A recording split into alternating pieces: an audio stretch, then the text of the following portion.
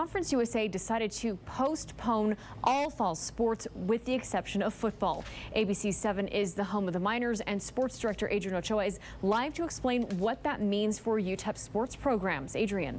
Yeah, Stephanie, as of now, there will still be a UTEP football season, but this doesn't affect them, but it impacts other sports such as soccer and volleyball. Conference USA this afternoon making the decision to postpone their seasons to the spring of 2021. Both the women's soccer and volleyball team at UTEP had been practicing, preparing for a season that they were hoping would be played. Now, the good news is it's not being canceled. Conference USA officials say the decision to postpone those sports to the spring was because of the NCAA's decision last week to postpone fall championships. The conference felt that it didn't make much sense to play a season if there was not going to be an NCAA tournament, and UTEP's head volleyball coach Ben Wallace agreed. You know, are our goals starting out the year to win the national championship? Probably not. But the fact of the matter is that it's not there is just a really difficult thing to pitch to your players because, you know, all of a sudden there's just not something there that's normally in play. And that's always the ultimate goal, is to make it to the NCAA tournament and give yourself a shot. And so now that that is an opportunity, it's still not even close to being a reality yet.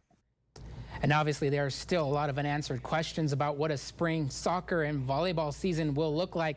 But for now, at least, there will be a season. We'll have much more on this coming up in sports at 6 o'clock. A busy day for the sports department, Stephanie, as UTEP today, UTEP football added 2 more home games to its schedule. The first game coming up September 5th, and it's someone they've never played before. We'll have the details on that. And the Locomotive has announced that for their next home game on August 29th, fans will be allowed in the stands, but capacity will be reduced to only 800 fans into Southwest University Park. Much more on that on ABC 7 Sports at 6. Stephanie, Saul.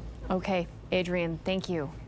To storm track weather now, let's get our first forecast from Chief Meteorologist Doppler Dave Spielman. You are now under an ABC 7 First Alert. It's a scorcher out there, Dave. It is, and we continue with that ABC 7 First Alert we had in place the last couple of days. 103, look at these are the highs that we've had over at Texas Tech and Pressa at 103 degrees. So with the triple that we hit today, we're now at 49, 110 being the hottest. Last year, we had 47, and that was a brutal year with triples, but we exceeded that.